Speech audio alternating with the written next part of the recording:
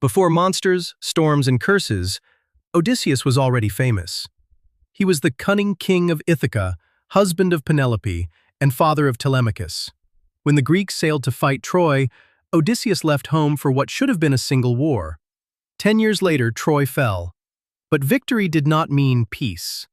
The voyage home would become an even greater test, turning a war hero into the wandering survivor of one of mythology's greatest journeys.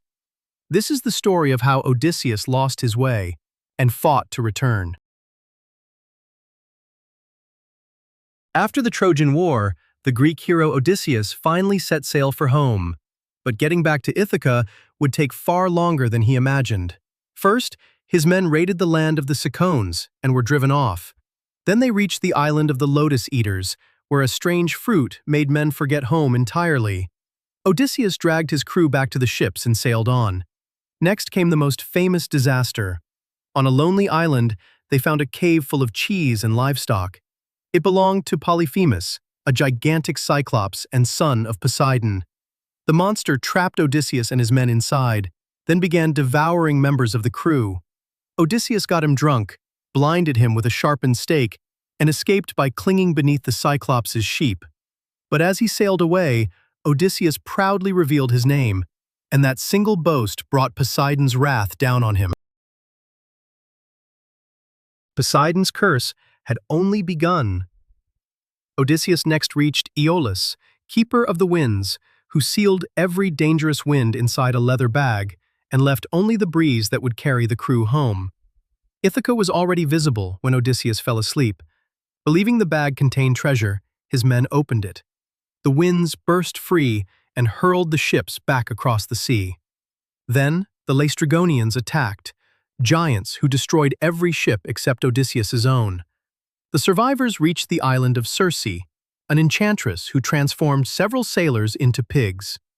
With help from Hermes, Odysseus resisted her magic and forced her to restore them. But Circe revealed that the road home now led somewhere even darker, the land of the dead. There, Odysseus met the prophet Tiresias, who warned him not to harm the cattle of the sun god Helios, and that greater dangers still waited ahead. Following Tiresias's warning, Odysseus sailed into the deadliest stretch of his journey. First came the Sirens, whose irresistible song pulled sailors toward destruction. Odysseus ordered his crew to seal their ears with wax, but had himself tied to the mast so he alone could hear them and survive. Then the ship had to pass between two horrors, Charybdis, a whirlpool that could swallow an entire vessel, and Scylla, a many-headed monster waiting on the cliffs.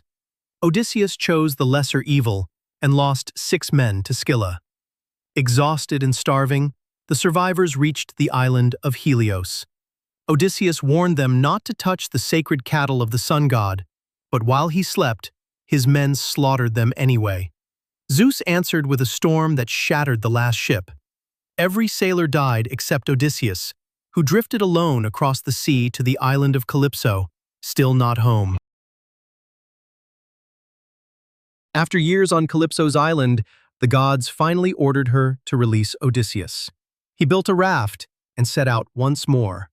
But Poseidon hurled one last storm against him. Odysseus survived and washed ashore among the Phaeacians, who listened to his story and carried him at last to Ithaca. But home was no longer peaceful. During his absence, arrogant suitors had filled his palace, consuming his wealth and pressuring his wife Penelope to choose a new husband. Athena disguised Odysseus as a beggar so he could enter unseen and judge the danger for himself. Then Penelope announced a final contest. Whoever could string Odysseus's great bow and shoot an arrow through a line of axe heads. None of the suitors could even bend the bow. The beggar did it with ease. Odysseus revealed himself, joined by his son Telemachus, and reclaimed his hall. After 20 years of war and wandering, Odysseus was, finally, home.